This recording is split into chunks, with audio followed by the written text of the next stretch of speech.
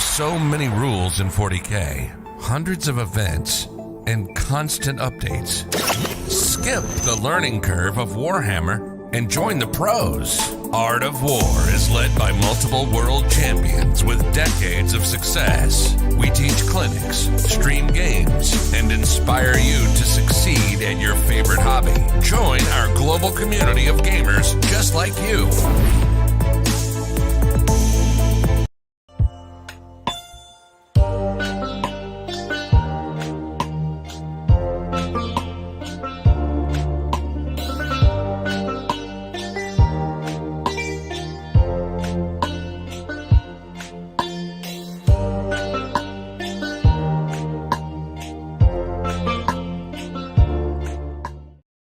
What's going on, everybody? Welcome back to another Art Awards tier list. We are here to talk Tau. I know it's John's favorite faction. It is one of mine as well. You know, funny enough, the first army that I ever played was actually Tau. Wait, no, that was Nick. Nick's the original trader. Nick is the original. I don't play Tau, but I consider myself an expert on taking them apart, so I do know a little bit about their units. And here we are. You ready for this? So this is we haven't done a Tau tier list in a little while. They changed quite a bit over the course of the summer. Secondary changes, as well as the fact that they got a lot of points increases, some big ones too. So that's definitely going to shake up. Yep, and they got several rules changes in the balanced data slate. So we're going to see how Tau fare in this one. This is going to be kind of your overview of all the data sheets, why I think particular ones and John thinks particular ones are very good, which ones we think have like an okay place right now, where some are like niche options against specific builds, and then other times, way at the bottom there, you're going to see it worth less than a drone. That's the old YGWY tier. There's a lot of problems with those units. So there's going to be a couple of those, but hopefully not too many. And as always, I've broken it down. We're going to start with HQs, then we're going to go through troops, elites, fast attack, etc., all the way down, so that it's going to be easy for Mr. Jack to retag this video later with the chapter titles. All right, I love it. I'm ready for it. All right, Mr. John, we're starting with the HQs. We're going to start with the Supreme Commander herself. It is Shadow Sun. Shadow Sun. She is a Tau Sept specific named character. She's got full rerolls to hit for Chapter Master. If you give her Warlord trait, Exemplar of the Kalyan, she's able to redeploy your Tau Sept units. Either 1 if you pick Monka, or 3 if you pick Kalyan. Very good ability to have. That's one of the better Warlord traits, especially if you run Sunshark Bombers. And if you take her, she has to be your Warlord. She does have to be your Warlord, though you don't have to pay for her trait anymore. You could still give it to someone else if for some weird reason you would mix septs, which obviously doesn't work ever. You can't mix Space Marine chapters, so I'm sure Shadow Sun doesn't. Well, she doesn't have the angular brackets, John. So if you throw in her Supreme Command, just like the Silent King, you can take her with say Fireside Enclaves even. Yep. And she can still provide all of her buffs, her Chapter Master rerolls, etc. to any Tau Empire Empire units, not just to the Tau Sept. And her reroll 1-Zor is also for Tau Empire, right? Yep. The big thing that's different is that her Exemplar of the Kalyan, the Warlord trait, if she takes it, that is locked to Sept. Yep. So she can only redeploy Sept units, which if you're in a Farsight Enclaves build with her having it, it's just herself, which is why you don't take that. That's literally the only problem with her, is that if you take her in another Sept, you don't really want her Warlord trait, because it doesn't actually help, because you don't have any other Tau Empire units. So that means that you're effectively only getting 2 Warlord traits because you don't take hers, and then you buy 2 more. Exactly. So that is literally her only flaw as far as I'm concerned. She's great value. She comes in Supreme Command Detachment, which means she gets around your 1 commander per detachment limit. She does indeed. So since you rarely have 3 detachments without her, she can easily slot in as a 0 CP. Oops, here's an extra commander that also gives good buffs. I love her. I think that she's a great unit. I don't know where you're going to put her. Yeah, she's and then on top of that, she also has a cool ability where she can't be targeted unless she's the closest eligible, unless you're within 12 inches of her. So she can actually hang in your backfield objectives out in the open. On top of that, because she's Tau Sept, she gets extra range on her aura abilities and her command phase abilities, meaning you can just string out and just easily buff multiple units. And she even gets the reroll for her little multi-guns. She does. She's got 2 fusion blasters. I usually take the stronger versions and then a light missile pod. Her shooting damage isn't compared to some of the other commanders that you can bring, but she's a support piece, and she does it very well. She is a tournament staple, 100%. Boom, right at the top. She's just very solid. You can run her in non-sept like we mentioned. Full rerolls to hit is just great on Tau units. And it makes you a little less reliant on marker lights going off, because even without marker lights, still hitting on 4s with full rerolls is a great place to be. Yeah, absolutely.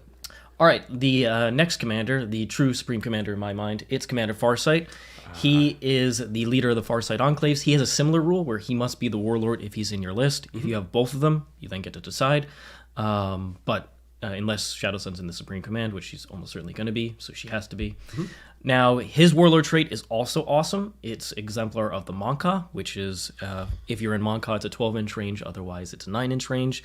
You pick a unit in your command phase, and if that unit's within enemy units that it's targeting, depending on 9 or 12, full rerolls to wound. Casual. Absolutely amazing. That is just a great ability to have on your Crisis unit. It's one of the most taken Warlord traits, so it's great that he has it. Usually named characters kind of have the weaker Warlord traits. This book does not. Yeah, seriously, yeah. Shadow Sun and Farsight both have just, like, in my mind, 2 of the 3 best Warlord traits. Top 10, easily. Yep, I think the only one that you can consider better is Precision of the Hunter. Yeah, and it's very close to all of them. So he's excellent. He's got 2 long range fusion shots. So his shooting once again isn't amazing. His combat's actually pretty decent. Plasma rifle. Exactly, it's 2 shots, 36-inch range. His combat is actually pretty decent. He has a sweet profile now. He's got a 4-up invuln inbuilt. He's 3 damage in combat. He's flat 3. So I honestly thought he was still gonna be damaged. Yeah, remember when he swung into that Chaos Knight? Yeah, I was like, oh, should I -1 damage or not? You let me just sit there for like 3 I didn't minutes. know because you didn't say what you were debating. Yeah, I thought he was like 2 damage. I'm like, if I take him to 1 damage, I might live. Yeah, absolutely not. So he's a solid combat character. You can put him in a center objective, heroic onto things that try and contest the objective with OBSEC. So decent in that role. But overall, he's a buffing piece because he is a Crisis Commander. Unlike Shadow Sun, he gets one of the Commander buffs, and he gets the Crisis Commander one, which is ignore all modifiers to hit. And on top of that, you get to fall back and shoot and charge. Yeah, he's very cheap for his points. And he's 130 points. He's basically like just a Crisis Commander that you take, that you don't really pay any points for. You don't have to give him any relics. And he comes with solid combat and, 2 plasma rifles, essentially. Exactly. And honestly, what I found is that when you run a regular Crisis Commander and you don't give him precision, so you kind of take a random mix of weapons, you're basically only firing the plasma or missile pods if you take it anyway, instead of the close range things, because you're often not getting in range to shoot them. So you're not really losing that much firepower when you run him. He's like a great number 2 commander. Yep. Is kind of how I see it. I think he is excellent as a cheap Crisis Commander. If you're running Farsight Enclaves, I pretty much take him all the time. Agreed. So he's a tournament staple in Farsight Enclaves specifically. Otherwise, you're not seeing him. Yep. But Farsight Enclaves is one of the most popular playstyles. I think when you are running it, he's very easy to slot into a list. Done. He's good named characters. All right. Speaking of good named characters, we have Mr. Anva himself. We were only talking about characters that were alive. I mean, his the hologram of the Anva. Tau Empire believe he's alive. John, okay? my mistake. That is called propaganda. Yeah. So he comes with 2 Honor Guard bodyguards. He is a Tau Sept specific character, though you can run him in other factions. An offensive rule that, even though he doesn't have the rule that lets him, prevents you from losing access to your Tau specific rules because you're running multiple Septs, most offensive rule that he doesn't prevent you from getting those rules. Yeah. So things like benefiting from Monka and Kalyan, offensive rule that he doesn't prevent that. So a good plug-in in most attachments then. Exactly. Now, typically you're still only seeing him in Tau Sept lists. He's went up 20 points, which honestly wasn't like that crazy for what he brings. He knows 3 of the chance. They go off on 2s. And he's actually reasonably durable. Yeah. And his Warlord trait isn't terrible. It's the 3 Unity Devastation, so a 6-inch aura of extra AP on 6s. Yep. It's not bad. It goes to in Tau Sept 9-inch. That's not bad. Overall, I don't personally run the Ethereals because I typically run Farsight Enclaves, but in Tau Sept, I still have seen lists running him. At his price point, you're getting 5-up Feel No Pain on your Crisis unit, and you're getting a CP back on average a turn. Yeah. How many points more is he than an Ethereal? Because you can build like a cheap Ethereal with a relic to do almost Anva. He's about 20-25 points more expensive. So for about 20-25 points, you get better defensive stats on a backfield character. So it's not super relevant, but not bad. And then you save the command point for buying a relic that the Ethereal really wants. Exactly. So that's the big deal. It's 25 points for saving a CP. And then some marginally better stats that usually don't come up. Yep. So he's pretty good value. I think if you're running Tau Sept, he is definitely worth thinking about running. I've moved away from the Ethereal just because Tau lists have a lot less stuff in general now, and you need to put more points into damage, which is kind of where Tau has gone since their secondary nerfs. They don't have a reliable third secondary. They need to do a lot of damage quickly and cripple your opponent's scoring ability. And in that case, I found that playing out the game with the Ethereal isn't as necessary. But he's still good. So I think he's well balanced. Agreed. Yeah. I don't think it's necessary that you run Ethereals in general or on Va and Tau Sept, but he's solid. Yeah, I'm about it. You're about it? All right, is this Anshi? This is Anshi. This is my favorite named character in Tau. So he is actually decent in combat for a Tau unit. On top of that, he has an aura ability for Viorla. He's Viorla specific, and Viorla, in my mind, is the worst of the Seps. It's just not very good, unfortunately. Aren't they the OBSEC one? No, that's Sasaya. Oh, never mind. Okay. No, if he was in Sasaya, I'd actually think about running. But he's in Viorla, and he has an aura of count as hold steady. We're set to defend. So that's on your infantry units. Solid. It's solid, but it's fine. Like it's so easy to get 5-up Overwatch now if you really want to. Yeah. That it's not really something that you want to pay for a character. He does have the invocations that go off on a 2-up as well. Okay. So he's solid. Unfortunately, Viorla really is just no. Like if Viorla was good, he would be better than. In the context of Viorla, he sounds like an okay choice. If you were playing Viorla, would you take him more than Ethereal? If you were playing Viorla, he's an okay choice, but Viorla is just so bad that please don't do it. All right. You don't want to tempt people with him. Yeah, exactly. Okay. I don't want to tempt people. All right. Viorla is a niche choice as a Sept, so I think he fits better down here. But if in Viorla itself, he's okay. He might even be well balanced in Viorla. Okay. But he's just... But he's Viorla. Please stay out of the Viorla trap, people. Oh, boy. Okay. Now moving on to the regular Ethereal. I think he has the exact same benefits as on Va. Yeah. He's perfectly well balanced. He went up 20 points, which is a little pricey. You're probably going to pay the 5 points for the hover drone, just so you have that extra speed and the fly keyword, so he can't be trapped easily. But you're basically taking him for gaining extra CP, which helps with the fact that you're spending the relic in order to get his ethereal abilities to go off on a 2-up. And then you're getting 5-up Pain on a Crisis unit. Yeah. If you're not running Crisis heavy, then you're not really looking at ethereals. But still frankly, they're just solid. I personally, as a frequent resistant of the expansionist protocols of the Town Empire, I find that I'm pretty happy when they don't have that 5-up Feel No Pain from an ethereal. Like every time I'm like, all right, do you have an ethereal? And they're like, nah, I just didn't think he was worth it. And I'm like, oh, whew, that'll help out. I'm like, I can kill the Crisis suit now. I think in 2 5-man bricks, it's worth it. But if in Farsight Enclaves, where you're really only running 1 to Fire and Fade, and then running a bunch of 3-mans to use the reserve mechanics, obviously you can't take them in Farsight anymore. But when you could, it was still something I didn't prioritize. Fair. Did Anshi and Anva have rules to go into other? They do, but those rules technically don't prevent you from losing access to tactical philosophies, which is just an oversight, and events have ruled that they have ignored it, like I mentioned. But not every event has. Precisely, not every event. So you do have to check with your TO if you're going to a tournament. Whew. Okay, so we've got the good old Enforcer Commander. Oh, yeah. Okay, this guy is a tank. So first of all, his buff is he gives out OBSEC. Yep. All right, gives out OBSEC to a Crisis Core unit. It means that really durable unit, especially in the late game when you want to commit them, you kill a lot of your opponent's damage-dealing units. You're going to go ahead and put them on the center objective or one of the objectives, or even contest your opponents in the late game. Very powerful, especially because a Crisis unit can move 18 inches, move advance, and then Fire and Fade another 6. Absolutely. The threat range of their OBSEC is very, very powerful. For a while, I ran 2-man Crisis bodyguards, gave them OBSEC, and missiled them across the board. That is another option you could do with him. But his base data sheet is he's 2-up armor, unlike most commanders. So it doesn't have to pay for Iridium armor. He technically can't, obviously, because he starts at a 2-up. He's -1 damage as well, which makes him quite tanky. Yeah, he's just really tanky. He's just tanky. You can throw 2 drones on him as well.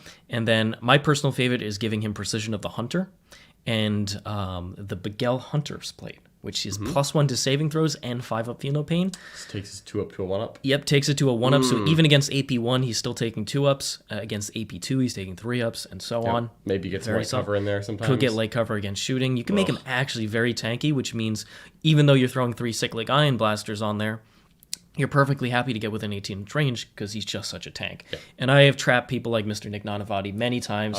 Troop Master's going to come in, kill my Warlord. Well, guess what? The Troop Master does 2 damage, and he's dead, and he's just dead in return because thermoneutronic, baby. That's just not going to work. He's killed Karandras in combat. He's killed the Troop Master fully buffed up. This guy is a beast when he's loaded up. Love him. Yeah. And giving OBSEC out, super valuable because your troops usually don't stick around for very long in the same spot. They really don't, especially because it's mostly, you're running Crude or Fire Warriors. They don't have the defense. Because you only have 3 troop options in Tau Empire, right? It's not a lot. And this is the only other way for a generic sept to get OBSEC. Is that correct? Yes, there's a custom sept that you can access OBSEC on, but it's very rarely seen. And then there's Sisea. But if you're playing Tau Empire, Tau Sept, Farsight, Enclaves, the more common ones, this is the way to get OBSEC on a non-T3 1-wound model. Exactly. The biggest downside of the Enforcer Commander is that he is in a slot competing with other commanders because Tau have a rule where you can only have 1 commander per detachment. Farsight Enclaves can have 2 per detachment, so it's more likely you see him there. But unfortunately, he's competing with the Crisis Commander and the Cold Star, both of which are also very good. Yeah, there's no bad choices for these commanders. In my opinion, he is well balanced. He's in a good spot overall, but you don't typically see him in too many lists because he's competing with those other commanders. But he does bring a lot of value, and if fully buffed up, he is actually quite a strong character. Yep. Probably the strongest single character you could bring. Yeah. Just heads up, you want to put him at the back because the next time you put something in well balanced, it's going to fill that same spot. He's going to go all the way down. He's going to go still in well balanced. We'll kind of sort him a little bit later. All right. Yep. And then let's go ahead and do, guess what, John? I mentioned it before, the Crisis Commander. Ah, what a guy. So Farsight, like I mentioned, is a Crisis Commander himself. Yep. There is a generic version of him, same exact rule. You get to ignore any modifiers, and then on top of it to hit, that is, and then fall back and shoot and charge. Amazing ability. I get so mad that that's the same thing, honestly.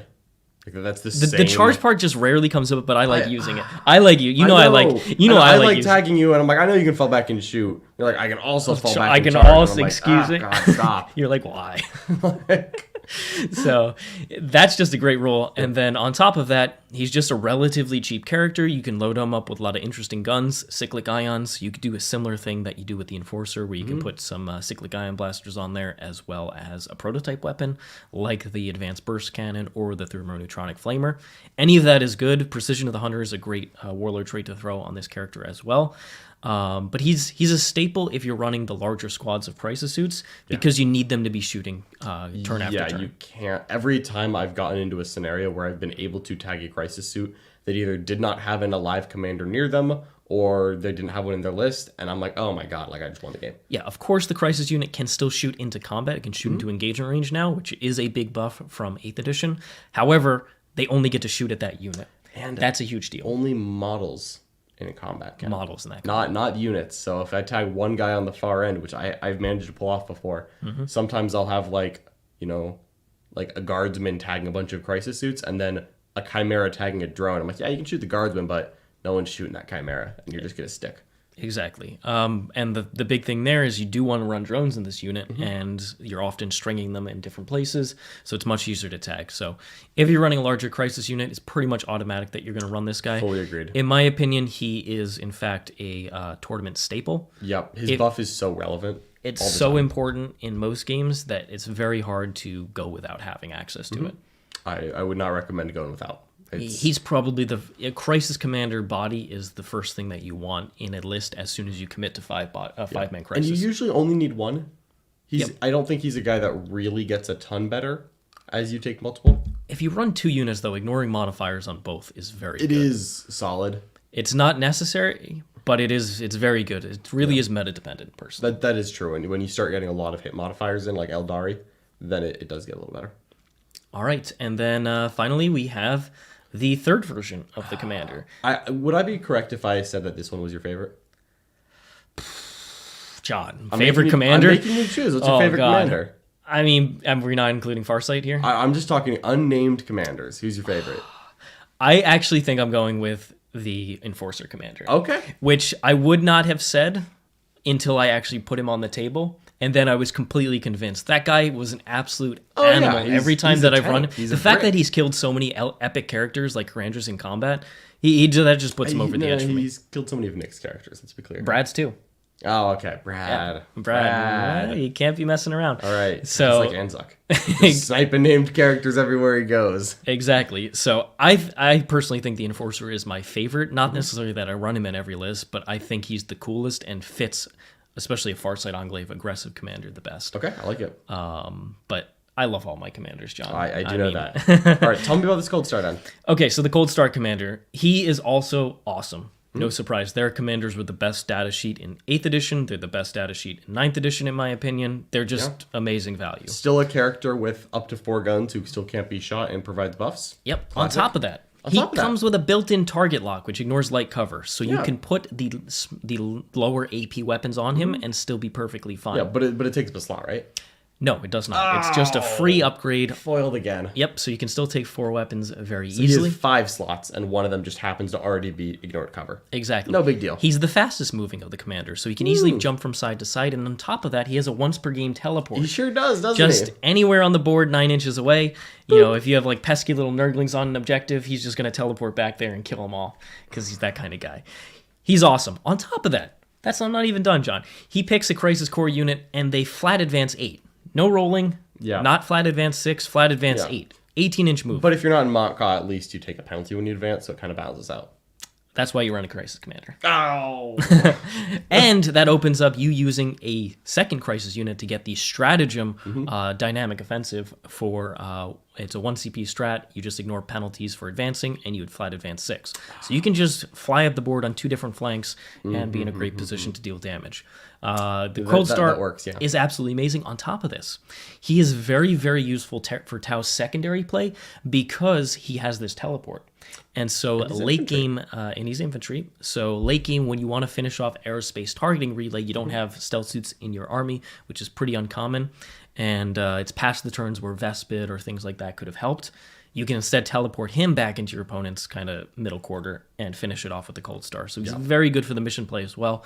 He's just an ultimate package. I believe that he is, in fact, a tournament staple. Yep. He's excellent. I can quite easily get behind that. He's great. There are versions of Farsight Enclaves builds where you just see 3 of him. I really hate those ones. Teleporting Cold Stars is amazing value. Yeah, I really hate that. You're going to run out of Warlord traits to buff them up, but they're still just a very good profile. Guns. They're still guns. They're still BS2 guns, and that is a great place to be. All right. Okay, so those are my favorite units, period. Yeah, we know you love your Crisis Commanders. Now we're heading over to the less favorite units. So these are great. Crude Shaper. I honestly was not sure if the Crude Shaper was a unit. I thought he was in Legends. Because isn't that like... what's the original guy's name? Like Proctor Ma or something? Angor Proc. Yeah. Angor Proc was the original Crude Shaper. Mm-hmm. There is no more named Crude Shaper. Yeah. Though there is Daya Grek, who is like a sort of shape. He's not like a title shape. He's not on here because he's just Blackstone Fortress. He's a Blackstone Fortress unit that costs 40 points for a crude model. In some formats, you can't actually take him. Like I think WGC said no Blackstone Fortress models. They did. Okay, so it's maybe he's just a fancy Crude Shaper. So he's not on here. The Crude Shaper is a 25-point character, so he's very cheap. If you're running a Crude Carnivores unit, you could take him no slot. Fair. That is about where the good stuff ends. The Crude Warlord traits are abysmally bad. They might be the worst Warlord trait tree in the entire game. I will find one that's worse. It's really bad, John. It's so bad. I don't know what they were doing, but they might as well just cut that section out of the book and save money on the paper. Yeah. Because it's bad. On top of that, he basically does not a whole lot else. He is a cheap 25-point thing, but there are other Crude units that are just as cheap or even cheaper, 1 point in fact, with the Crude Hounds.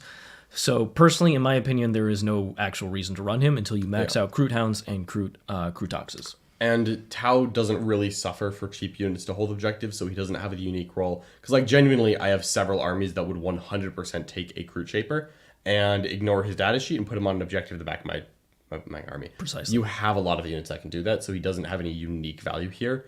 And then he doesn't offer situational value the way that Crude Hounds do, or that small drone units do, or the way anything else that's not a Crude Shaper does. Now, he also is not sept, and so the relics, many of the relics you can't...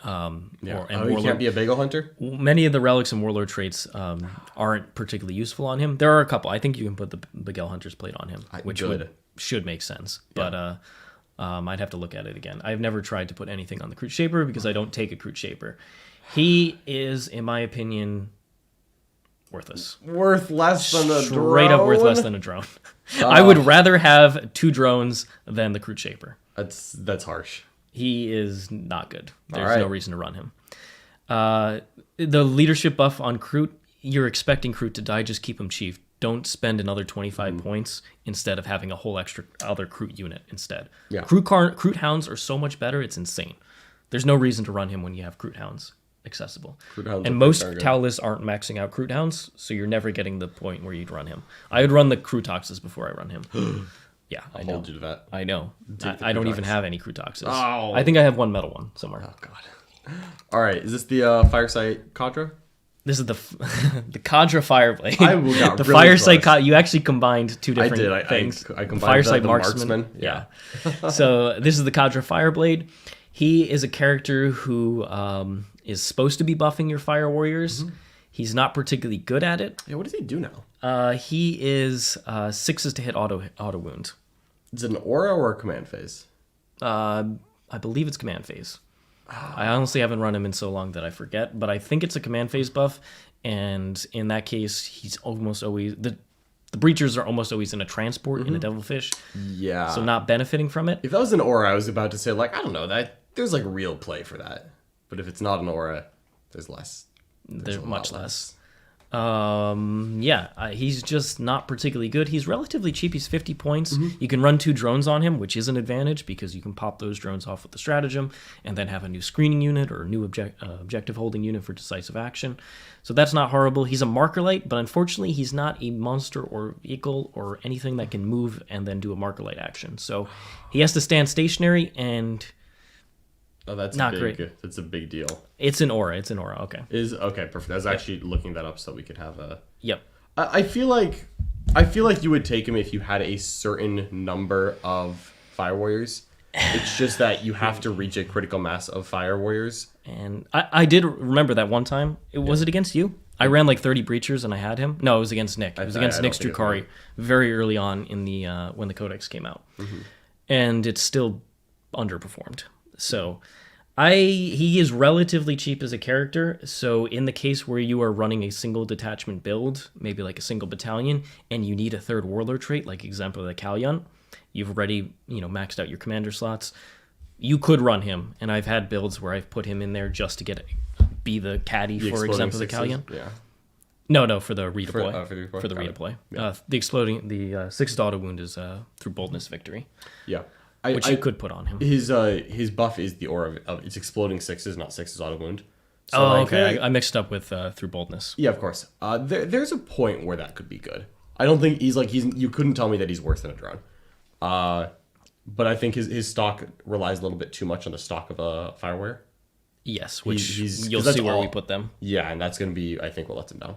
Yep. So his data for a reasonably cheap character, he's actually okay. Yeah. He's not horrendous. It's not embarrassing to run him, but he also just doesn't do enough because the things he support, you'll see why. He's very specific with the units he supports. Yep.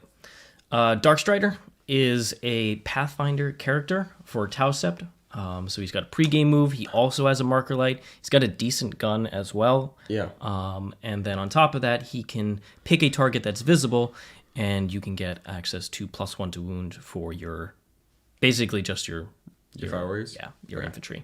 So not your crisis infantry, just your infantry. Yeah. Okay, cool. That's not bad. But you have access to, with Tau Sept, another strat to get access to the +1 to wound. So you could be up to +2 to wound, or have 2 different targets that have +1 to wound. Mm-hmm. And his +1 to wound does work on crisis suits. What doesn't is his fallback and shoot. He has a fallback and shoot. That's for infantry only. Got it. Non-crisis core infantry. I mean, in a world where big and he's cheap. Things come out, I could actually see him being pretty good. Since, especially if we start seeing 20 wound lesser demons or greater demons, where he can very easily see those. Oh yeah. suddenly he seems a little more interesting to me. Because you don't want to be spending that 2 CP every time. And then sometimes you want to spend it somewhere else. So I could kind of see him like giving a crisis unit +1 to wound against greater demons or Bellicor or big knights, all things that Tau don't love. Yep. I actually talked about it in the Tau clinic that I did last week after the game against demons. I'm trying to be creative here, but you beat me to the punch. Was that? You already talked about Darkstrider? I talked about running a Tau Sep list that takes advantages of the multiple pluses to wound. Yeah. The one issue there is the HQ slots get pretty full quickly. So in this case, if you're running him, you're running 2 different detachments. Gotcha. Or single battalion, but you probably want the extra commander anyway, so it's probably 2 detachments, and then you have another character, Longstrike, to consider. So it gets a little tricky there, but I do think if demons are a big problem, which they have really good profiles against Tau. Yeah. +1 to wound is a really awesome ability to add. So I do think there's quite a bit of value to him. I think he's perfectly well balanced, personally. Yeah, probably towards the bottom of it, though. Towards the bottom of it, he's Tau Sep specific, of course, but I do think he has a lot of value, especially in I have a lot of durable units meta. Fair. All right. Mr. Longstrike, another Tau Sept character. Would you believe it, John? Is this the last one, please? Yes. Okay. Wow. We're still in HQ. Spoiled for HQ choices. Named. So Goodness gracious. he's a Hammerhead, and he can take the railgun. He has a bunch of rules that are amazing. So he gets +1 to wound against vehicles and monsters. Like we said, there's a bunch of vehicles and monsters. Strength 14 +1 to wound is just wound on 2s unless they have special rules. And then he's Tau Sept, and he's a Hammerhead. So Hammerhead, reroll a hit to reroll a hit. Tau Sept, then you can decide to reroll a wound. A hit or a wound, yeah. So very, very powerful there. And then on top of that, he picks a core unit, a Hammerhead, or a core unit within 6, gives them a marker light, so you don't have to worry about rolling your marker lights, or if you're trying to shoot at something where your marker lights aren't going to get the angles to try and hit them. Can he pick himself? He is a Hammerhead. I believe he can pick himself. Okay, well, there you go. Yeah. I think it just says Hammerhead. It might say the specific name of the regular Hammerhead. I'd have to check that later, then. Usually you're buffing a 5-man crisis unit. But just handing them a marker light. Or buffing a regular Hammerhead, just so both of them hit efficiently. Because he's already a very efficient. He has BS3 instead of BS4. BS3 and rerolls a hit roll, so quite likely to score a hit. Exactly. He's reasonably priced. He's only a little bit more expensive than the regular Hammerhead. And his Warlord trait is also not bad. It's through Boldness Victory. You pick a core unit and 6s to hit, auto wound. Very solid in another big stuff. Like Tau Sept is very geared towards killing big stuff. So Longstrike is a big part of that. So I personally think that if you're running Tau Sept, he's a tournament staple. Yes. It's really the marker light ability that puts him over the edge. Being able to just pick a unit and be like, boom, I just get a marker light is amazing value. Absolutely, yeah. It was even better when Airburst was popular, because then you were getting marker lights on targets you couldn't see. But still, it's very, for the price, I think he's an excellent character, and in Tau Sept, I think you're running him. He's very insignificantly more than Hammerhead. Yes. Like, isn't he he's like 170. He's like 170 points. What's a Hammerhead, like 145? All right, so 30 more, but he does a lot for that. It's +1 ballistic skill, +1 to wound against big things that you wouldn't wound on 2s already. Then he hands out good ability, and he also has a decent Warlord trait if you want that. Yep. Yeah, solid. Long strike, tournament staple, fine by me. Totally solid. So I'm a big fan.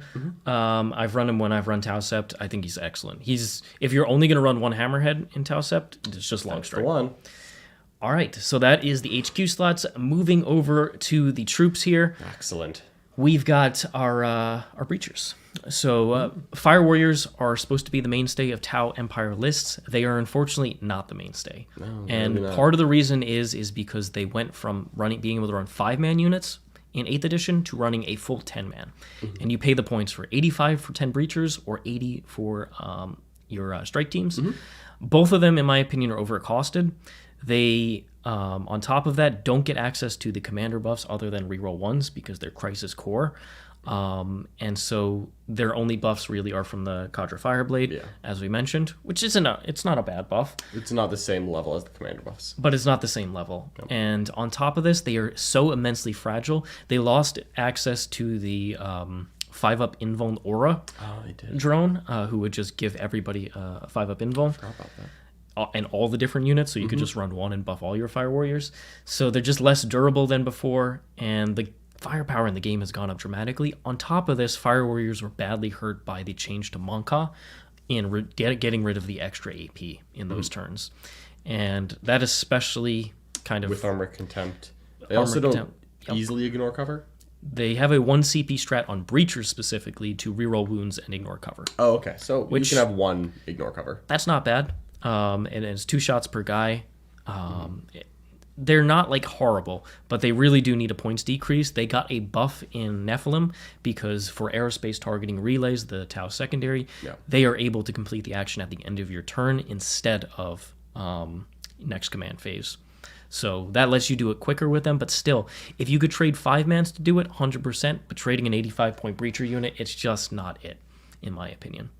So I personally think Is that... the strike team the same cost as a breacher team? They're 5 points cheaper. Okay, but have the worst gun.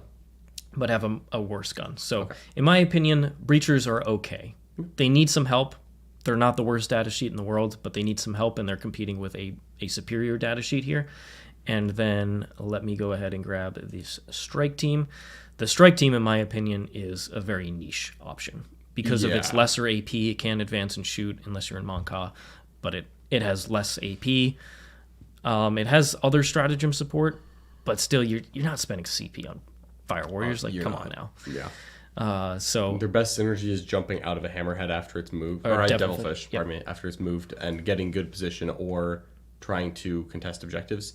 But that's a little bit of an expensive package, and Breachers do it so much better than the Strike team that if for their one roll, it's like the Breachers much better than the Strike team. I would like to see an added discounted price, or they switch the unit back to being able to take 5-mans. 5-mans would be a huge deal, and you would actually see multiple 5-mans if you could. Yeah, personally.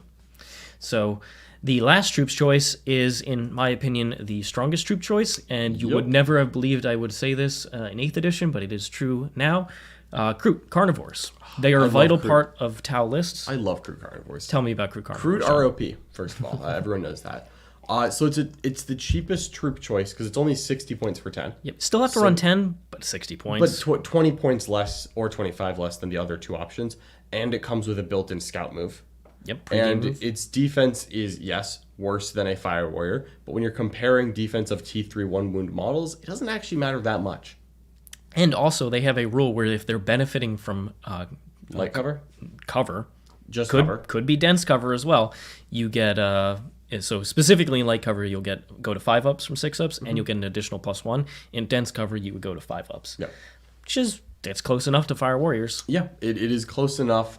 Their shooting's negligible, but they're better in combat. So they're a better screen. That scout move, while being the cheapest troop choice, seems to me like it just is a slam dunk. This is the best. It's a tournament staple for me. I'm assuming that's where this is going. Oh, 100%. What I'm actually really hoping for, because while I do hate Tau, I do love Crude.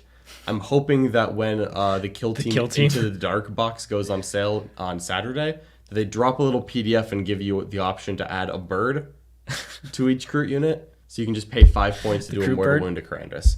Oh, I would. I have no idea if that's what it does, but like the Crude Kill Team models are absolutely phenomenal. They look amazing. Look great. So I'm really hoping that I plan to get at least one. Get some options off of that box the same way, like we've had some of those. The Pathfinder unit got a bunch of extra rolls faced them. So, and on top of that, they also have access to a 1 CP 6-inch heroic intervention strat, which I tell John every single time. And honestly he's forgot like, about it. And then the one time I actually needed to use it, I forgot about it. That's the mind control of the hive mind right there. Like, So they are excellent. They can actually defend your objectives with that, or base models otherwise that would try and swing into your units. Oh yeah, Crude. Straight up tournament staple. Amazing. Love it. All right, Fireside Marksman. With his little drones. He now takes the drones with him. You can't just run a big 9-man unit of drones and kind of just do sniping. Fortunately, the sniper drones are extremely mediocre. And on top of that, it's a 70-point unit, I think. It's just not really worth it. He has a cool ability where if he doesn't move, you can't target him unless you're within 12. So similar to Shadow Sun, although it has this qualifier where you can't move to benefit from it. So Yeah. he can kind of stand out in a backfield objective out in the open, but Tau really aren't lacking for ways to hold those. No, backfield objectives are really easy for Tau. So when people get close, that's the problem. he basically doesn't have a purpose because his sniping isn't actually a valuable asset since it does almost no damage. And correct me if I'm wrong, it now caps at 3 sniper drones in the unit. Caps at 3, you cannot run the 9 mins. So if you theoretically owned 27 sniper drones, if anyone did, you would no longer be using 18 of them ever. Not until there's another codex that changes it. That hurts. So Imagine having that many sniper drones. he is a niche choice. I don't think he's horrendous in the fact that you'll never run him. Yeah. Because he is competing with the Kadra Fireblade in a list where you run out of commander slots. You need the 3rd Warlord trait. You could pick one of these 2 to carry it. Is he the cheapest? Is he cheaper or? No, the Fireblade is cheaper. Fireblade's the Fireblade cheaper. can take 2 drones and still be the same cost as this guy. Gotcha. Okay. But he comes with 3 drones. So it is technically something. close enough. I think the Fireblade is better, personally, but it's there. He's not the end of the world, completely awful, but like the Crude Shaper, but he's not good. Okay. Moving on to stealth suits. This is a unit you don't see too often. It's -1 to hit always. Yeah. Okay. Solid. 3-up armor. They go to 2-ups in cover. So They get an additional +1 in cover. Mm-hmm. So they go to a 1-up in light cover theoretically. Yes. Okay. So they can tank a good amount of damage. Yeah. They're T4. They're 2 wounds apiece. They forward deploy. They're forward deploy, so they can just be 9 inches away from your opponent's deployment zone, and they can take a 5-point upgrade called the Homing Beacon, which lets you bring a crisis unit down turn 1 and do a lot of damage. They are particularly good in Fireside Enclaves because Fireside Enclaves have a 2 CP strat for a 3-man crisis unit. Full reroll state and wounds. A little less effective than it was because now Fireside Enclaves trait is 9 inches instead of previous 12, so you 12. can deep strike into +1 to hit, but still full reroll to hit wound is very good, and that kind of threat turn 1 can do a lot of damage. Yeah. On top of that, they are able to access a 1 CP strat if they're within a board edge. They can then teleport anywhere within 9 inches of a board edge. So they're also a late game aerospace targeting relay. Does that work same turn or does it come in the next turn? Comes in the next turn. Okay. Still quite strong. I think the biggest problem with them would be that for their points, their output is pretty low. Yep, they just have a burst cannon. You could upgrade it to a fusion blaster. Yeah. For the points you play, this is usually like a 90 to 100 point unit, right? It's about 100 points because you're typically running the 2 drones with them. They're okay. They're I think not they're fragile overcosted for their points. Yeah, I think they're a little overcosted, and they are another unit that was hurt by the Manta change. Yep. When designed, a lot of these low AP units are better because they had access to extra AP and Manta. When Games Workshop Balance Update took that away, it hurt these units. I believe they deserve points decreases. Or what I would do personally is bring back the extra AP and Manta and exclude or include specific data sheets. Fire Warrior and Stealth Suit, Ghost Keel, something like that. I'll let the Ghost Keel have it. Piranhas can have it too. Piranhas can have stuff it like that. A Devilfish even. They should benefit from it and exclude the crisis suits and the units that already get all the buffs. Yeah. That's what I would do personally, and it would help these data sheets instead of decreasing their cost. But either way could work. So in my mind, in Farsight Enclaves, I actually think they're well balanced. Yeah. Otherwise, you rarely see them in other lists. People tend to just want to bring an extra Cold Star instead to do that. It is still pretty cool that you can use them to bring in crisis suits turn 1. There's some really interesting play to forward deploying them very aggressively, and then if you go first, boom, crisis suit. If you go second, you redeploy it back. Oh yeah, there's a lot of good options there. They're very good in a threat overload situation in Farsight Enclaves when you're running Sunshark Bombers plus 3-man crisis in reserve and the stealth suits. I think it's a lot of pressure you can put on your opponent turn 1. Not every list has forward deploy units to push you back or pregame moves, and it could be a huge. Get the first one just exactly. So I do quite value them highly in Farsight Enclaves. Outside of that, they're okay. You could still run them, but less valuable. Yeah. Well, let's talk about some other suits. We have some of my other favorite suits. These are crisis suits. Since 8th edition Psychic Awakening, crisis suits have been very important to Tau lists. Ever more important in 9th edition. They are the single best data sheet that can be buffed. So outside of commanders, things that get buffs, it's the crisis units, because pretty much every relevant buff goes on this unit. And that makes them incredible. We mentioned all the commanders that give them specific buffs. So they can fall back and shoot, ignore modifiers, be OBSEC. They could flat advance 18 and shoot you up, fire and fade. Amazing value. The unit is incredible. They got a large points increase, 10 points per model, plus some of the guns went up. And yet they are still they are still that good because they get every buff. They just synergize with the army so well. They're incredible value. They're still a tournament staple. There's hardly anything else to say about the unit. It's just absolutely amazing. Still one of the best units in the Codex. Fully agreed. Ghost Keel. Ghost Keels. Ghost Keels are supposed to be a relatively tanky mid-sized suit unit that kind of controls the middle of the board. They have access to the same stealth suit rule of they're just -1 to hit. On top of that, they have some extra wounds and their higher toughness value. They also get the forward deploy. They can use the strat to go back into reserve as well. So they have some nice little bit of jank there. And on top of that, they have a rule where they, unless they're the closest eligible unit, they can't be targeted by more than 18 inches away. Yep. Unfortunately, their guns are 18-inch range for the most part. Some are longer, but the cyclic iron raker is longer if you take it. The bigger guns are longer, but then some of this, depending on which weapons you take. Yeah. It's not awesome. That rule really should have been rethought because on the smaller board size, it's just so easy to get within 18-inch range and just kill them. They don't have an invuln inbuilt. You can get a 5 of Phenopain against high strength weapons, but it's a lot of extra points, and these things are just pricey. Yeah. They also suffer from the Monka change as well, and they're not core. I believe that they deserve core, like stealth suits. I think that would help fix the unit, at least make it reasonable, and probably like a 10-point decrease. But frankly, they're just not particularly good for what they do. I think they are a niche option. They're not horrendous. Yeah, these are still an aggressive forward deploy. They can redeploy backwards if you go second. Yep, with Exemplar. Just give you more of an alpha strike option if you're trying to scare your opponent with that, or take advantage of it when you do go first. They're not bad. They're like the Invictors of Tau Empire, but worse. Because they don't they don't benefit from. Oh no, yeah, Invictors aren't. No, they really are the Invictors of Tau Empire. That is fair. They just don't have a power fist, and they cost a little cheaper. Yeah. How many points is an Invictor? It's 165. Okay, so they're 160 base before you throw any. Yeah, neither of those are great units, unfortunately. No, both. I agree. Both would need help. Yeah. And I think core would help both of them quite a bit. 100%. So I think they're pretty much a niche option. They're just not good for their points. Yeah. But they could use help, and then they could be useful. Heading over to Pathfinders. Yeah. Pathfinders are a unit that I imagine Games Workshop believe is a core unit to Tau. They're supposed to be helping. They are iconic. They're iconic. They're supposed to be bringing your main Tau special rule marker lights to help out your units. The unfortunate side is, once again, you're forced to run a large squad of them. Their upgrades are all expensive, the unique things that they can bring. Like you have to pay points for the Neuroweb Jammer, and then on top of that, you have to spend CP for a 3-up to possibly do it. The unit just doesn't really make any sense. I feel like they should pass marker lights on 2-ups. I think they should automatically do it, frankly, for their points. Fair enough. They are a lot of points. Now, they have the ability to get back into it. If they don't disembark from a transport that turn, they could embark into one, which is cool.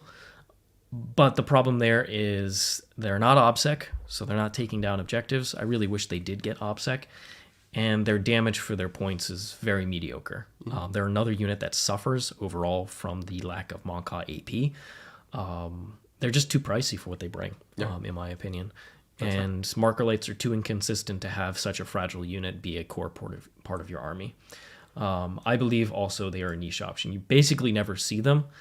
The fire and fade rule is the one thing that is keeping them from down there, because that is cool. And with some little bit of help, they could actually get up here or even up here.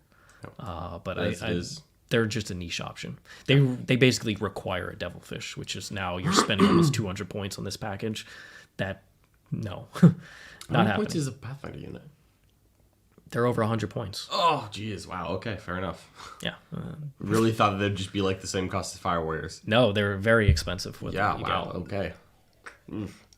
It's another problem with you have to run a 10-man. That is just such a mistake for this book. It has really hurt the internal diversity, in my opinion, of some of the infantry units. I would agree. Let's talk about a unit that you didn't see before, but is amazing. Crude Hounds? Crude Hounds, I mentioned them before. Okay, first of all, 4 models, 24 points. It's value. Super solid. Okay, on top of that, they move 12 inches. They have a pre-game move. Yeah. They reroll advances. They're so much better than servitors, and I take servitors all the time. They are amazing for decisive action when you need to jump from ruin to the center objective after you kill you're going to kill your opponent off of it, so you don't have to care what they have on there. This unit is incredible. They also have access to the 6-inch heroic intervention. They have the Crude rule where if they're benefiting from terrain, they get an additional +1. So I had 4 Crude Hounds tank like a whole indirect fire of Chaos Army. It was 96 shots. I mean... Didn't kill the Crude Hounds. I'm like, okay. Guess that 6 up armor save is just too good for me. It was 4-ups, baby. It was 3-ups. Oh, it was 3-ups You because I got got light cover +1. +1, indirect +1. Yeah, you were taking 3-ups against my indirect and your That is Hounds, something like, they did not think of. Jeez. You were like behind a cargo container when you were touching it. I'm like, oh, this sucks. This is a tournament staple. 100%. I run 2 units at minimum. the Sometimes cost. it's all 3. And like, I'm okay with Tau having cheap units. It helps them play the style that they need to be a shooting only army that wins. Yep. But like, Crude Hounds are ludicrously good. They are very good. I'm shocked every time I see lists without Crude Hounds. I know. And Jack has been an offender of this, and I They're just... so cheap. Well, John, I know both of us were like, Jack, just put a unit of Crude Hounds. One unit. Get, please. Just one. They're so cheap. But they are outstanding value. Yeah. I think they very much compare favorably to drones, where I'm willing to put these in instead of drones. Yep, absolutely. Which is a good place to be. Because it used to be you just put more drones until you were out of drones. How about the Crew Talks, though? The Crew Talks is 25 points. Okay, he's relatively cheap. You can take one? Yep, you can take single, and he doesn't take up a slot if you have Crew Carnivores in the troop slot. Good for him. So, like, he's not bad. The problem is you take Crude Hounds first, you fill those out, you got the drones that you need, and then after that, you don't really need many more cheap things. And so he kind of falls off because he doesn't really do too much else. He's a bit more durable. He's not as fast. Right? Well, can I try to guess the stats of his gun? Do you know them offhand? I think I know them. You think you know them. All right, I'm going to guess here that the Heavy Crude Rifle, I'm making up the name, is Heavy 2, 48-inch range, Strength 7, AP... I want to say AP1, but so far I'm literally just reciting an autocannon.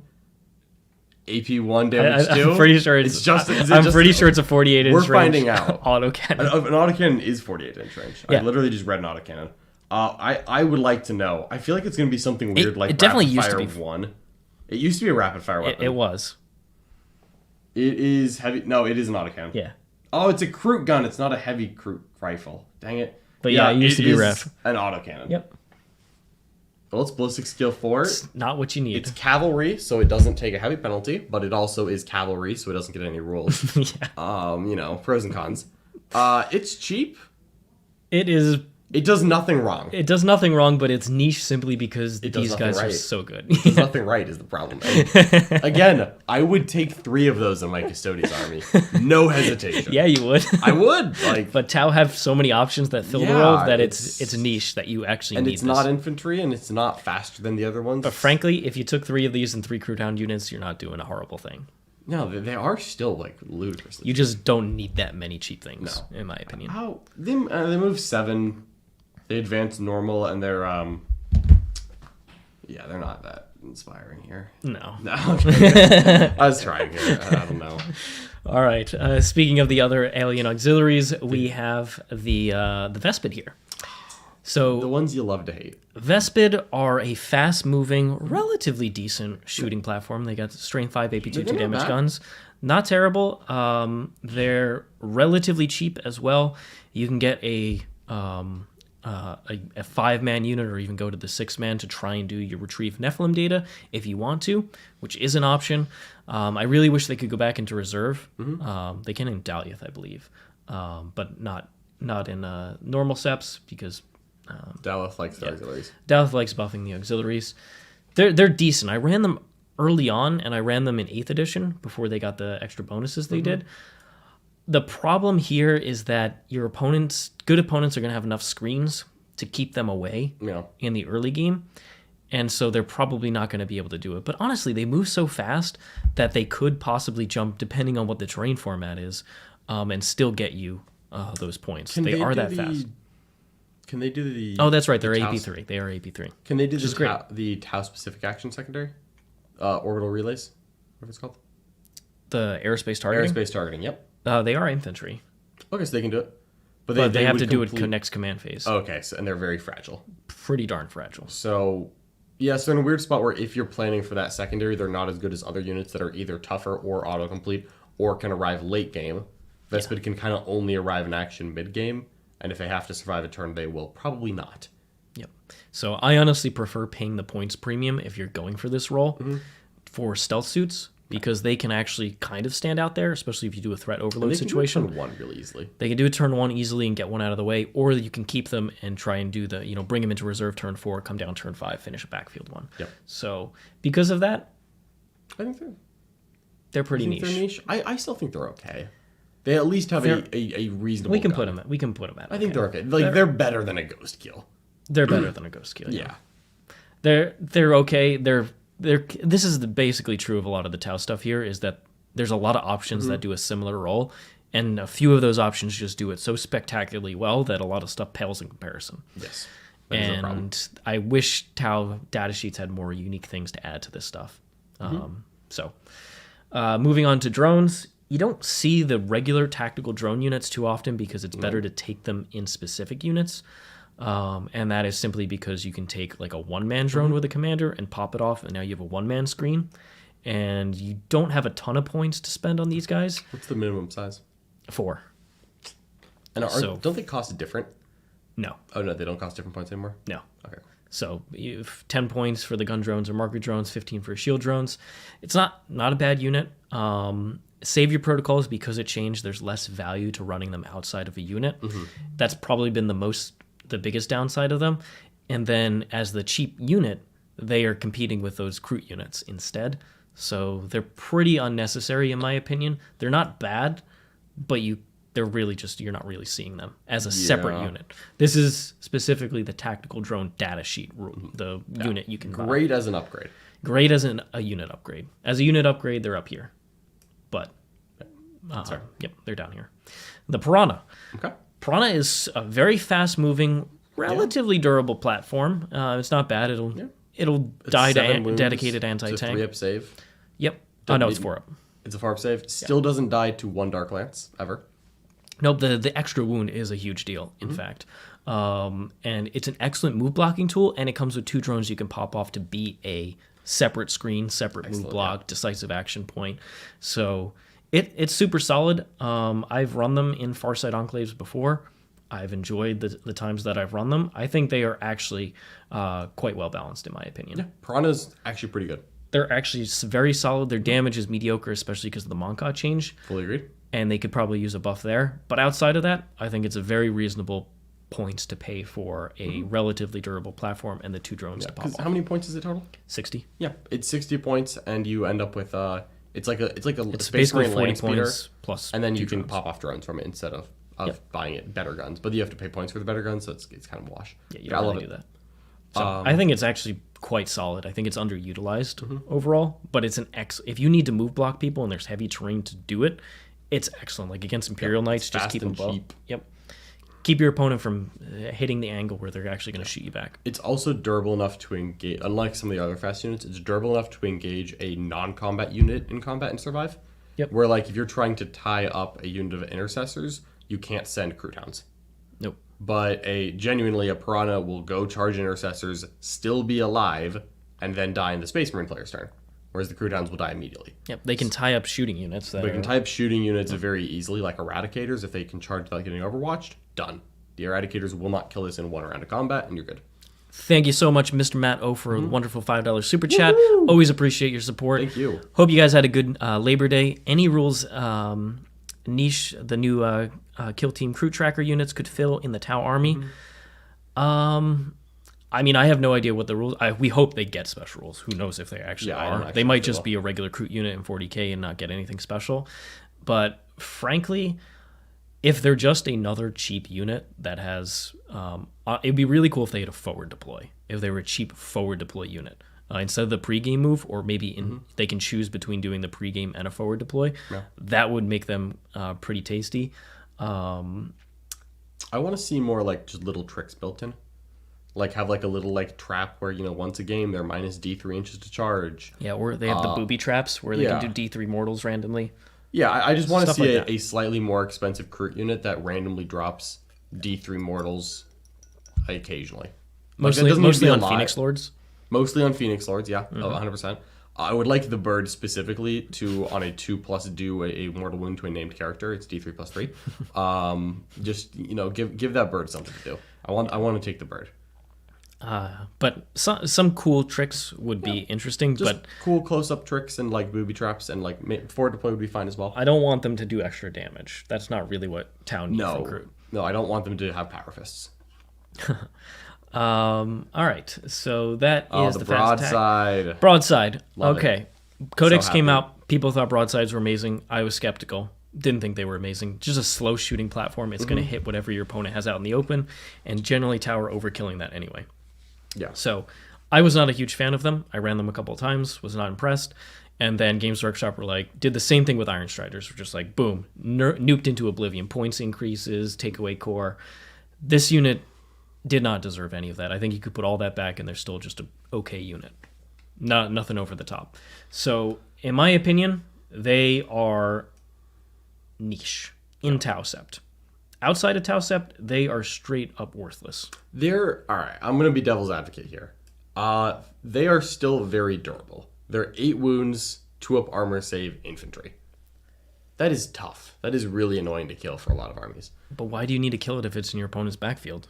Not saying you do. I don't think that they're great. I'm not going to tell you that they're like well balanced. But I kind of like the single ones in Tau Sept. That's what I'm saying in Tau Sept. Yeah. Just taking like 2 or 3 solo broadsides, rocketing around. They're very good into knights. They're very good into greater demons, where it's just here's big shots. And if you don't need them right now, but they could have an okay choice in the right meta.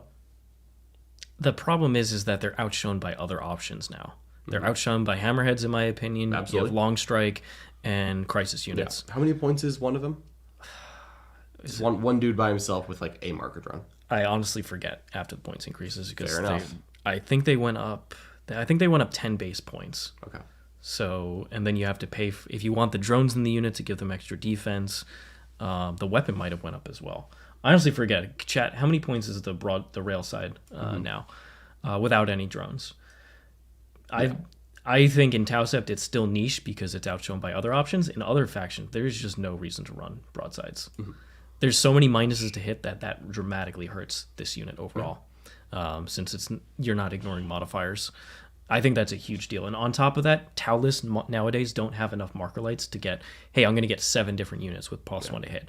You're getting like 2 or 3 marker lights on average, which is just a problem with the army. I don't think you can really afford to run them. Certainly not MSU. 85 without support. 85? It's what? It's T5 or T6? T5. So it's 8 wounds, T5, 2-up armor, save, infantry. Yep. That's still like... I don't think that's bad for 85 points. Like, I get it. It's not as good as some other options, and it's slow moving and doesn't receive buffs at all. It doesn't help with your second. Tau have so few units now that every single thing needs to do a purpose. It needs to do a lot of damage. Mm-hmm. It needs to buff the units that do damage, or it needs to play the mission. The broadside doesn't do any of that. Yeah, and that's why I think it gets cut. It definitely gets cut, but I don't think it's ever worth less than a drone. No, that's why I wasn't. Well, I mean, honestly, in other Seps, I really do think it is. Oh man, it's so bad now. It's not worse than Pathfinders, dude. It's not worse than Pathfinders. But Pathfinders actually buff the army in a way that matters. It's just they're too fragile they die in return. Yeah.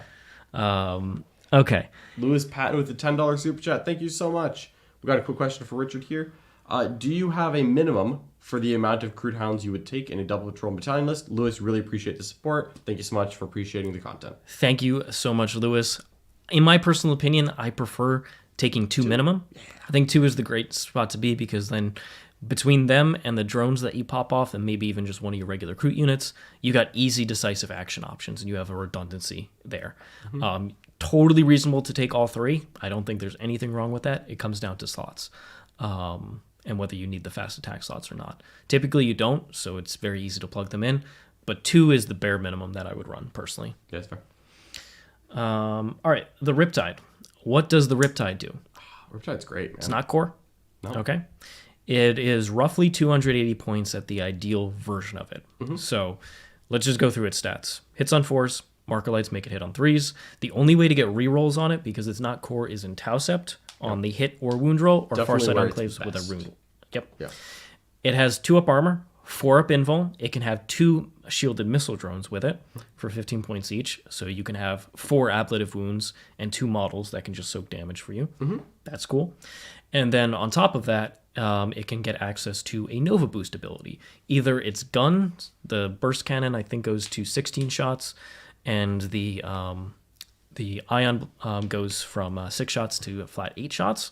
If you boost it, you could Nova boost it, and that makes you move 2d6 in the charge phase. Can't charge afterwards, but it's a lot of extra movement, and it lets you essentially fire and fade the unit. So you stick out, shoot its guns, use the Nova boost to get back behind terrain, so you don't need the extra defense. Also awesome. I used this extensively in 8th edition, and it was part of the reason why I had a tremendous amount of success with Tau, is because I kind of prevented my opponent from doing a lot of damage for a couple turns. Then I stuck out with all the shield drones and was like, cool, you don't do anything. Still, the Fire and Fade is awesome. Now you have less drone support, but taking away shooting phases from your opponent while doing shooting damage in return, it's great. And the gun is actually pretty decent because it's high AP, and it's also multi-damage. You can get it up to flat 4 damage, which is a good thing to have access to. A lot of tough targets in the meta. And then on top of that, you take 3 support systems. So what are those 3 support? 3. Whoa. Yep. Okay. So target lock, ignoring light cover, means your high AP, ignoring cover, is very good against Armor of Contempt. You take the, what should we call it? Not the multi-tracker. It is early warning override. So you have access to 5-up Overwatch, and you reduce the CP cost of Overwatch to 0. So when you really need to finish that thing off, you go ahead and do it. Yeah. And then finally, you get access to Velocity Tracker +1 to hit against fly. All of that is quite solid. And then you get 2 extra weapons, typically plasmas, though you could put the other fusions or smart missiles, right? Yep. So 280 points for the double plasma with the ion and the 2 drones. It's a pretty reasonable profile, frankly. I've run the Riptide before. I think it's excellent in Sasea. Being able to give it OBSEC with the Sasea Warlord trait is outstanding. It's very durable. And the last Nova boost is 5-up Funeral Pain, which makes it even more durable in the late game. I think the Riptides are quite solid. The big downside against them is the lack of rerolls, and so their shooting is inconsistent. And if you're running multiple, you need even more marker lights to make sure you have enough to benefit the crisis units plus the Riptides. So if you saw it this past weekend, Andrew Gagnon actually took 3 Riptides, 2 Nova. The last time Nova was won, it was won by triple Riptides. So he was banking on some of that magic. He played it excellently. So if you want to see some games with it, check out the War Games live stream. There's even a Tau Mirror matchup where he was playing them on stream and won. So I also ran them in the Harlequins meta in Borkon. I don't think the Riptide is horrendous. I think it's inconsistency in shooting, and it's a little bit pricey, but it's actually an okay unit. It's quite strong, honestly. The Fire and Fade is, if it didn't have Fire and Fade, I would not be a big fan of it. But because it has it, it's very good, especially in denser terrain formats, because it's so easy to hide them. What were you thinking? I think it's okay. I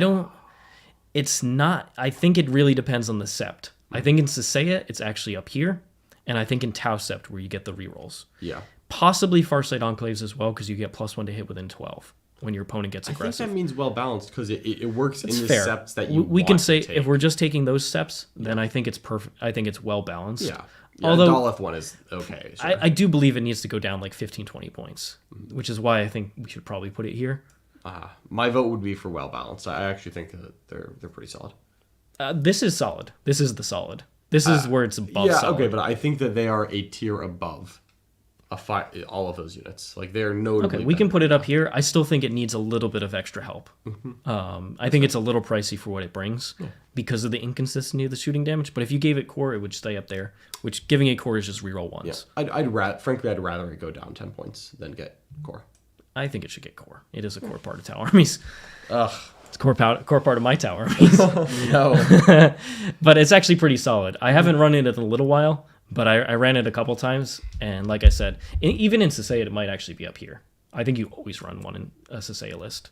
I'm sick on that thing late game when it moves and then moves another 2d6. Yep. It's very good. It's around pretty well. Okay. Oh, Hammerhead's your favorite. Yep, the Hammerhead. This is also the reason, if you don't want to load up on crisis suits, this gives you an option where you're saving some points from the old versions of the list. That's another thing to note about it. Yeah. Okay. This Hammerhead. Regular Hammerheads are pretty inconsistent, in my opinion. Yeah. They're BS4. There's a lot of minuses to hit out there. They don't ignore modifiers, so you need marker lights. They get a reroll to hit, which is nice. And then they get a reroll to wound in Tau Sept or Farsight Enclaves. Yeah. Definitely those two are where you would take it. That's where you're taking it.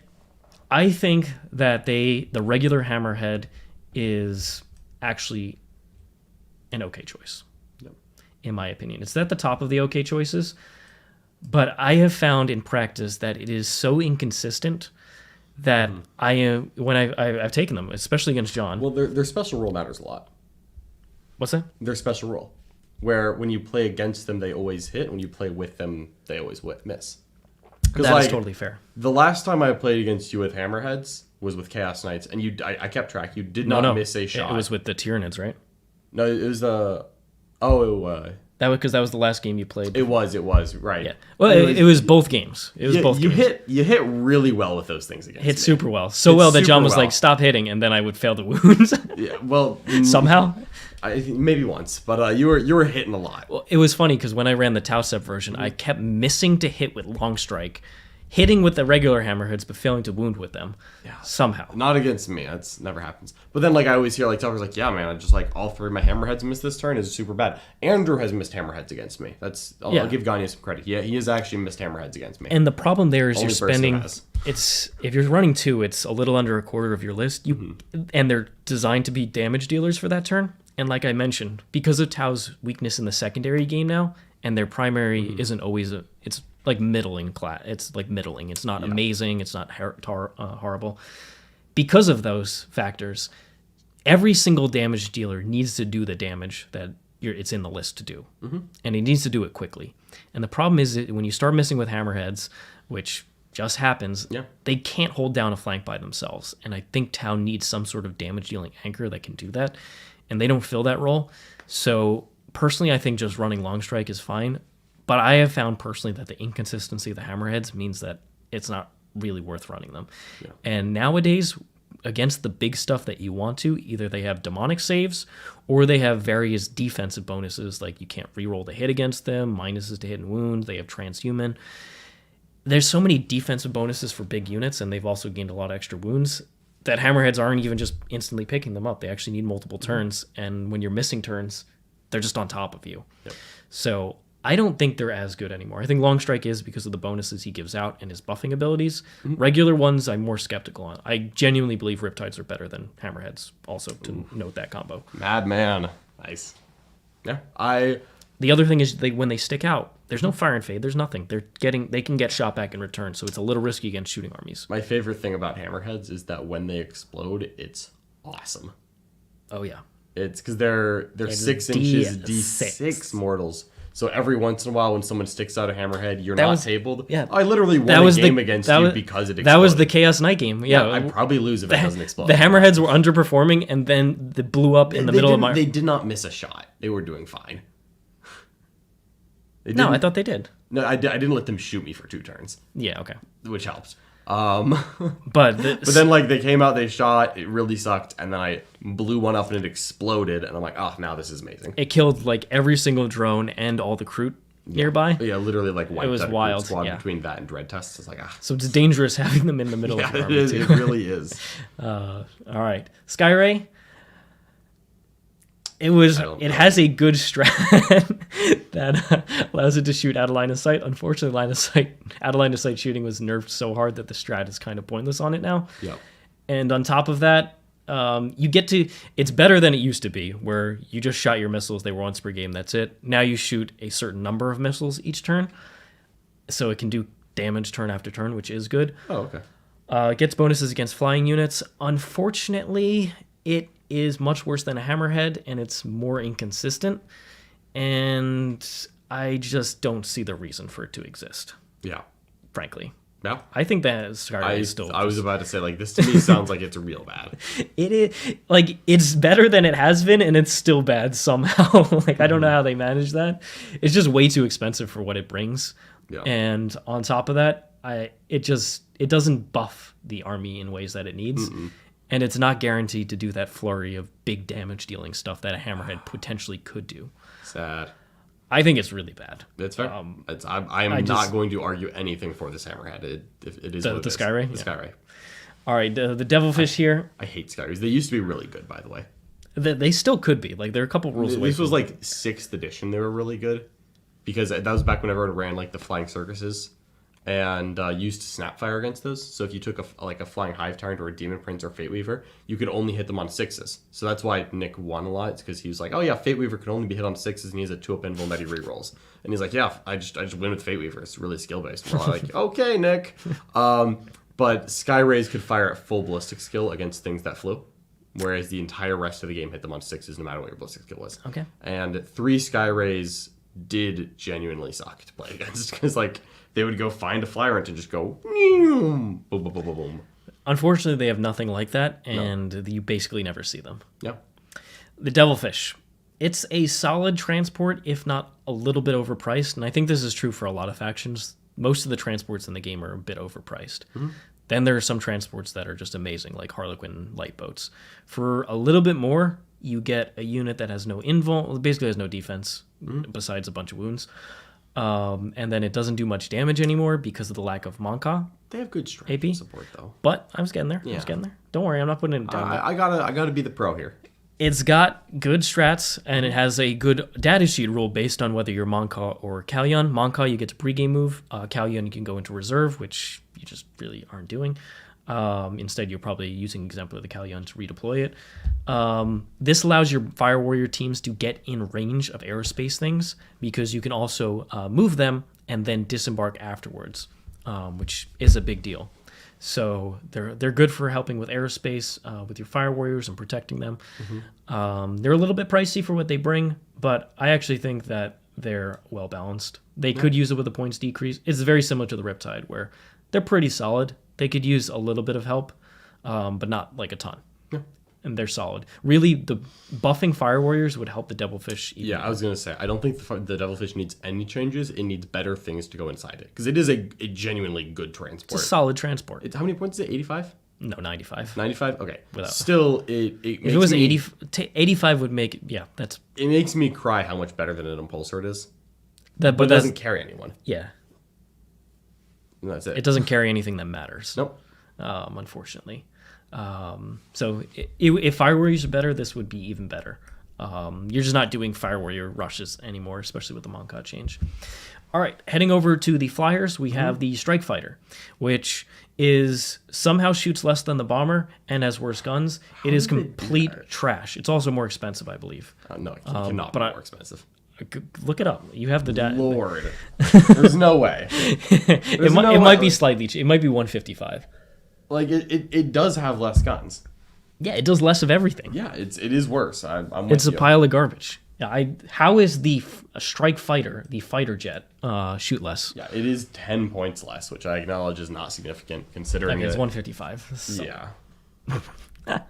It is beyond bad. It either needs the guns that the Bomber has, or it needs to just be completely redesigned. It just doesn't do any. It's completely garbage. The Sunshark Bomber, on the other hand, is a tournament staple. It is the most annoying thing in the game. It is probably the best flyer right now. Absolutely, yeah. Not a doubt in my mind. What does it actually do? Well, first of all, it has 2 interceptor drones, so it has 12 ion shots that are 30-inch range, so you can kind of pick angles and shoot it, or you can get right up and close. In Farsight Enclaves, these things move up within 9, get +1 to hit, shoot 12 ion shots, then they shoot 2 missile pods, one of which is a free upgrade. So that's 4 more shots. And then they have 2 seeker missiles on top of that. A lot of damage. Why? It's actually one of the most damaging units you can have. It also likes Manta if you're going aggressive because it gets reroll ones to wound off that for those nearby targets. And then on top of that, it's dropping bombs. So on 4-ups, it can do mortals to infantry units up to the number of models in the unit, or against monsters and vehicles, you get extra dice rolls against them. So the bomber is 165. Its downside is that it two downsides. One, it basically has no defense. Yep. It's 4-up armor, T6. If you put anything real into it, it's going to die. The second point is that it really does demand Exemplar of the Kalyan in your lists. So one of the powerful warlord traits Tau can bring. It basically costs 2 CP. It forces you to bring the redeploy so that if you go second, you can put them into reserve so they don't insta-die. Which it's so ungodly strong. They are very good. They're particularly good into Eldar and Sisters. A lot of the less Tyranids too, and Knights. Pretty good. And everything else. They're good into most things. If you have a lot of defensive mechanics, that can limit the amount of damage that they're going to do. Or if you're very MSU, so they have to split fire, then they might not do it as efficiently. Farsight Enclaves is the benefit is you get +1 to hit to everything within 9, so that helps. Yeah. But basically, you see them very often in Farsight Enclaves and Tau Sept, and they are very good in that role. Tau have switched to, I need to do damage very quickly because my mission play isn't as amazing. Bombers are a huge part of that. They are an amazing Alpha Strike tool, and they are, in my opinion, the main reason that Tau is in the win percentage it is, which is around that 51 to 53% win rate. Without the bombers, I think they would be below 50%. I actually think that it's why they're as low as they are. It's because the bombers are out of stock everywhere. Legit. Those things go back on sale. And if you see the tournament lists that are doing well, they have the bombers in them. Yes. Because they are able to do this Alpha Strike damage. So absolutely. They are an excellent unit right now. And they just require that warlord trait to make sure that you're actually able to get value out of them. All right. Moving on to the Storm Surge here. Guess what? The Storm Surge, it's honestly fine. John got his wish, and it went up 70 points. Yeah, which I think was the right number. It is never seen now. What? Nobody runs it, John. That's not true. Find me a list. How recent are we talking? Since the nerf. Before the nerf, it was run. Yeah. Anthony Vanilla ended up losing a tournament game when it was good. Like it was actually a solid unit. I ran it myself. It was great. Andrew still took one of them to a top 8 after they got their points nerf. I thought that was before. Wasn't that Dallas? Dallas was after the town nerf. Dallas after they used it. Yeah. Okay. Well, I know he immediately cut it afterwards, so that speaks volumes.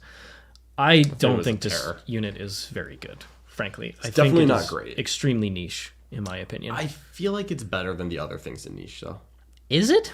I mean, it's better. It can actually do damage. That is for sure. Yeah, it's better than Crude. But it's so expensive for what it brings. It's absurdly expensive. How many points is it? It's 420 points. Oh my god, that's so much cheaper than a knight. Get out of here. Or is it 450? It's very expensive. I forget exactly how many points it is because honestly, it's just so bad. Man. When are you running this instead of running any of the options above? You're not. It doesn't deserve to be above those. I think it's like the very bottom. It could be the top of niche choice. I don't think it's okay. I think I think it needs to go back down. All right, 50 let's compromise. Put it to the top of niche. The top. Oh sure, yeah. I can it is better than all of the other things in niche. I wasn't ordering them specifically, but broadsides and the Storm Surge are way better than all this. Yeah, like it really is. Like fine, you can say the Ghost Keel's even better than that. Yeah, the difference between bottom of OK and top of niche doesn't matter to me. Pathfinders are going to be more seen than any of them. Oh, they are. Everything else is no. 420 with upgrades, and you guys are like, yeah, I mean, it's basically just a knight with a 4-up info with all the no time, combat. With no combat that shoots harder, and I'm like, yeah, that's for 420. That sounds really good. It's not. It doesn't shoot that hard, and it doesn't hit because of the terrain density. It's actually very hard to move them effectively to get angles without just being in counter assault range of devastating units. That's a huge downside of them. The Riptide is 1,000% better. I would 100% run 2 Riptides instead of this thing. That's fair. So I just don't think it's going to see very much play anymore. I think it should go back down in points. Not all the way, But I think it could go down 40 points, and still you're probably not going to see it very often anyway. But maybe you would see 1. Yeah. And that would be a good spot for it to be in. I don't think 3 of just I shoot you off the board is very good at all. No, and also when it was good, it was doing good on player placed events. Which that is definitely true. There are trained formats where it's complete like GW format. Like how? Oh yeah, it has to move literally all the way around the huge ruins or in the center of the table. No. Yeah.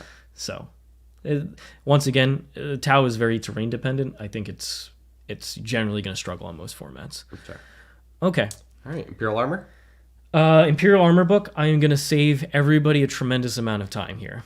So in Imperial Armor, we can do a couple of them. We can do a couple. I'll let you pick 3 of them, and we can talk about 3 of them specifically. But generally, Imperial Armor, Tau have not been revisited in any meaningful way, and these datasheets pale in comparison to the Codex by such a dramatic margin that they need serious help. All of them could get dramatic points decreases, and you still might not see them because their datasheet rules are much worse than the Codex. Yeah.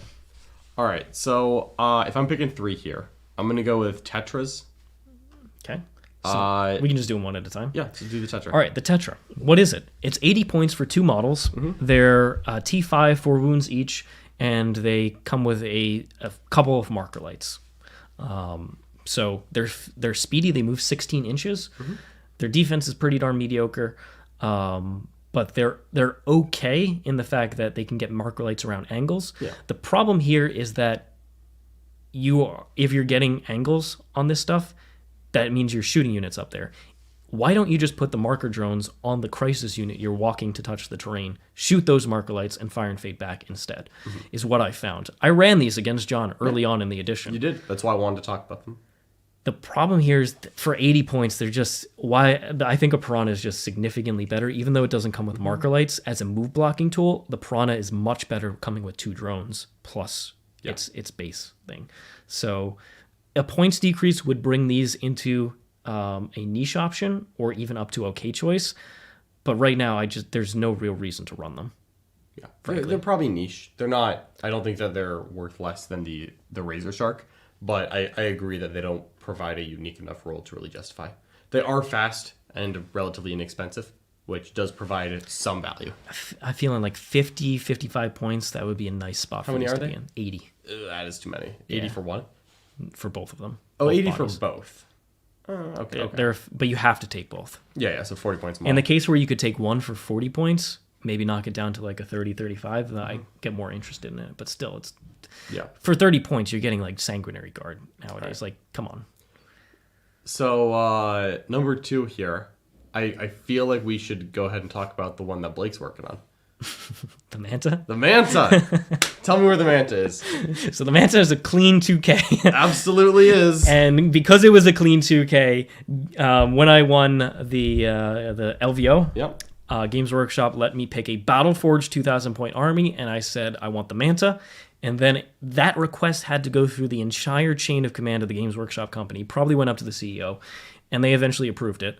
So the Manta is now at Blake Law's house. Okay? It is a legal 2K army. It is a legal 2K army. You get a 0 on primary baked in. Yep. I was able to get the Manta, and so eventually we will have one for an Apocalypse game. It may take a while, but one day especially because I'm insisting that Blake do a beautiful, gorgeous freehand of Farsight cutting the head off of Hateweaver, or both heads. Because of that, it's probably going to take a little while. But the Manta, okay, it has actually a lot of guns. It has a lot of guns. Yeah. It has a lot of shooting, and it can fit a full Tau army inside of it. At 3,000 points, you might actually, if there were 3,000 points as the thing, you might actually see it, honestly. Yeah. It's just that you can't take an objective holder with it. You can't do anything. If this thing was like 1,800, you might see it. Because you need someone to score a primary. Just one. If it was like 1,200, you might see it. Well, if it was 1,200, it would be possibly broken. I don't know. Not literally, but like it would be very good. But that's what I'm saying. To actually see it on the table, if it was around 1,200, you might get enough of an army at that point where you could bring it. I think you would. But the thing is so much better than Hierophant. It's a lot of shooting, and it's a big whole body. But you can move block it and prevent it from... Its base is huge. All right. One last one to talk about. Oh, we have to do the forts, too. Oh, we do have to do the forts. Okay. So first of all, Games Workshop... the forts weren't included in this original tier list. I went and got the pictures of it. The gun rig, which is the third version of the fort, doesn't even exist on the Games Workshop page anymore. They've given up on the Tau forts. So I'm going to make it nice and simple, and they're going to find themselves right down here, the shield wall and the drone port, because they are somehow a bunch of points for no reason at all. Even if these were cheap, I still wouldn't run them. Hurts, man. They're just there's just no reason for it to exist. They're also in the same vein as the Devilfish, hurt by the troops not being particularly good. But please don't run the fortifications. They are not worth anything. No, they are not. All right. So what's the third one, John? The third one, I'm interested in Remoras, because that's a unit that you have run in the past. I have, and I loved running that unit. Yeah. So Remora stealth drones are a unit that needs to be revisited because it doesn't make sense based on the aircraft rule. This is a unit, I believe you can run up to 6 in a unit. It's either 4 or 6. I think it's a unit of 1 to 4. Yeah, it's 1 to 4 or 1 to 6, but it might have used to be 6 models. But anyway, they're a big stealth drone. They're an aircraft, so only fly units can actually charge them. So they're actually a very good move blocking tool. Very good screen. They're a fast moving unit. They have a decent number of shots, but that's not really. They're hurt by losing Monka AP.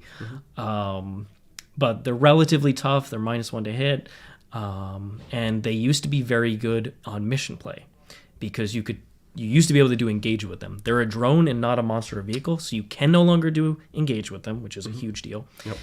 And on top of that, the aircraft rule says you can only take up to 2 aircraft models. Yeah, not units. Not units, which means this unit no longer makes any sense. No. So Valkyries have the same problem. It is hurt by that. I would like them to come revisit both of those data sheets and fix that. But that's why you don't see them anymore. If they still scored engage, I would really consider running them because they would be a very consistent way to get that while move blocking.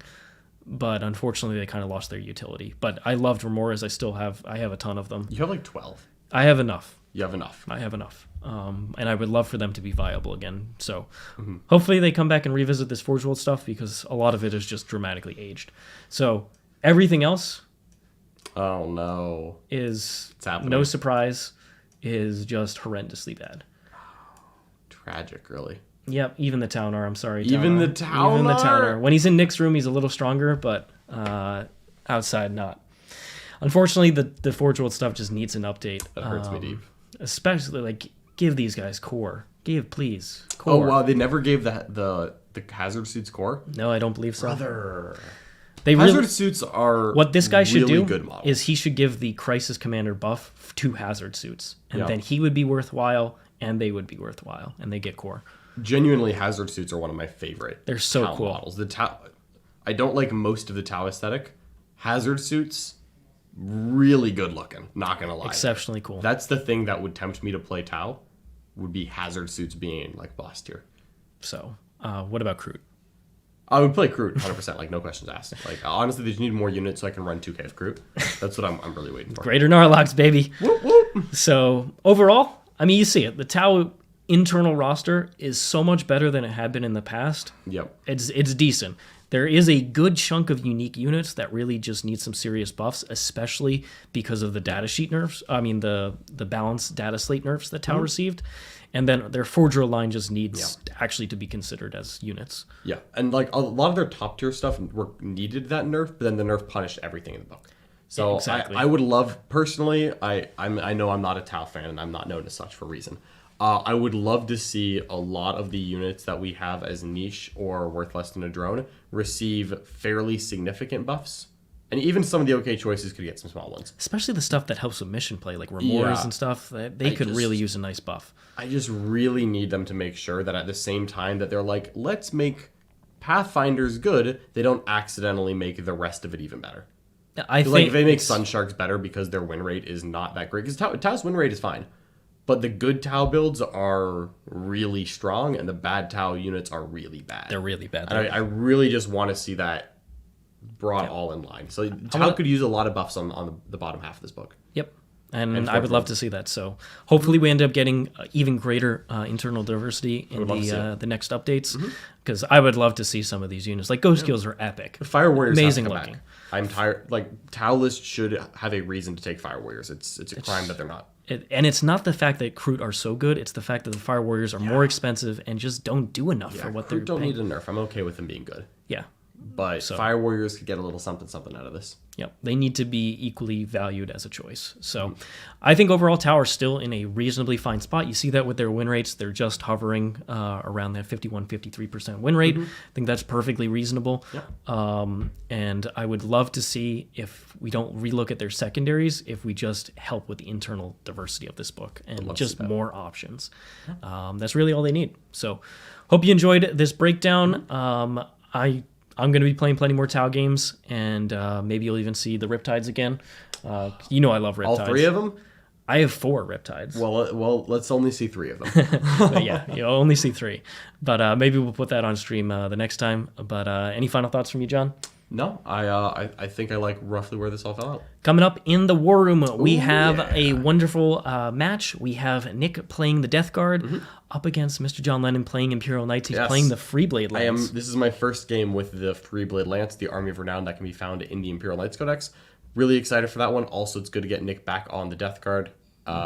So really excited to see both of those armies hitting the table for the first time in a while. And if you're wondering, what is the War Room? Well, check out the link below in the description, theartofwar40k.com/learn more. This is where we teach tons of different clinics, strategy sessions, coaching matches, basically show you how to skip the learning curve and start winning games ASAP.